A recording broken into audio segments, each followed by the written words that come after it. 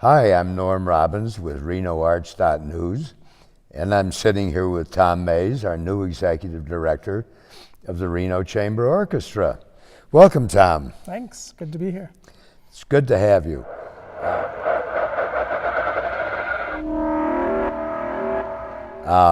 You're new to Reno. I am.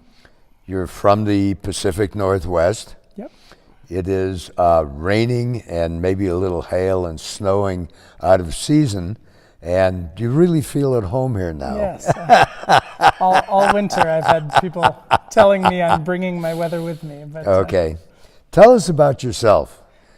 So I grew up in the Northwest around Seattle and went to college for music in Colorado, and then decided that I really wanted to focus on the administration side of music. So I have since worked for a couple of historic theaters and now a couple symphonies in the Northwest before I came here. And who did you work for? Which symphonies? I was in Bellingham, Washington, up by the border. Yes. And then the Northwest Sinfonietta, which is a chamber orchestra in Seattle, Tacoma. Okay. And right now we are in the middle of looking for a new conductor. Yes. We've gone for how long? A year without a conductor? About a year so far, yep. And we've already looked at one. We have 5 more to go. How many people applied for that conductor's job? We had about 140 applicants, give or take.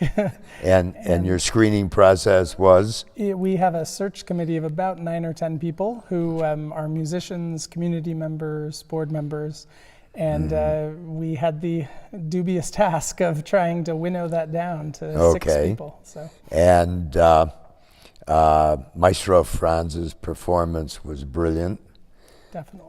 Do you expect the others to perform equally well? Absolutely, yes. And then how are you going to make your choice? That's the big question, isn't it? We were lucky. So Robert Franz came just in March, and as you said, he was fantastic. Yes. So we set a high bar to start. Of course, he was lucky. He did the Beethoven chorale piece. Yes, yeah. And that was Beethoven's warm-up for his 9th Symphony. It's hard to go wrong with that. It's hard to go wrong. And how many musicians and choral members did you have on stage at one time? We had about 35 orchestra members, which is standard for the chamber orchestra. And I think we had 110 or 120 singers. It was the combination of the college chorale and a community chorale here through the college. So you had no room on stage to swing a dead cat, as the saying goes. It was a full house, definitely, definitely. Were there any technical problems handling so many people? Not really. You know, the college here is great in Nightingale in terms of getting everything organized, and we have historically done a concert with a choir once a year, so we knew what we were in for. And you've been doing your performances at the Nightingale Hall. Will you be doing future performances here on this stage? Yes, yeah. Here in the new recital hall, we're probably not going to do chamber orchestra concerts. It's a little big for this stage, but our chamber festival in the winter, definitely we'd like to come in here. That's very interesting. Tell us about the festival. Yeah, so a week between Christmas and New Year's. It's 15 years old as of this last year, and we bring a combination of local performers and guests from around the country and around the world to come to Reno and play chamber music. My understanding is there's very little action for musicians between Christmas and New Year's.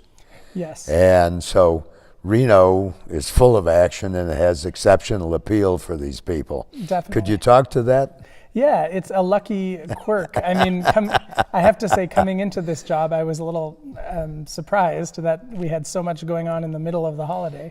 But the benefit, like you said, is that most of these players are not performing regular concerts like they would throughout the year. So. And if I'm interested in attending, where do I go to find out, to get venue information, artist information, price information? All of the things you need for the orchestra and the festival are at renochamberorchestra.org. Okay. And what would you like to say to the people of Reno before we button up our conversation?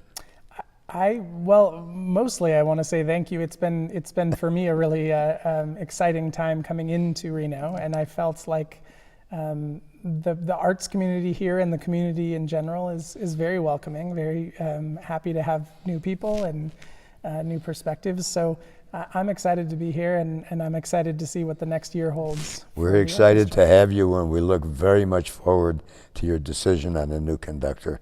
Definitely. Thank you for joining us. Glad to be here.